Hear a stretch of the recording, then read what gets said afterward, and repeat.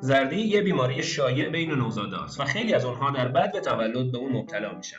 بروز زردی در نوزاد دلایل مختلفی داره که خیلی از اونها به دوران بارداری و پیش از اون برمیگرده.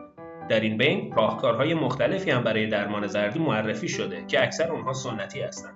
ولی راهکاری که ما پیشنهاد میدیم استفاده از دستگاه فوتوتراپی یا دستگاه زردی نوزاده. دستگاه‌های فوتوتراپی با تابش طول موج خاصی از نور به بدن نوزاد میتونن اونو در سریعترین زمان و با بالاترین ضریب موفقیت درمان کنن.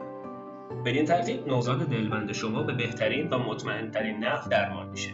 شرکت زردیران با تاییدیه از وزارت بهداشت سالهاست که در امر تولید و واردات دستگاه‌های با کیفیت زردی نوزاد در خدمت هموطنان عزیزه. تلفن‌های شرکت به صورت شبانه روزی منتظر تماس شما هستند تا اطلاعات کامل رو در زمینه اجاره دستگاه زردی نوزاد، اونم با شرایط ویژه زردیران در اختیار شما قرار بدیم.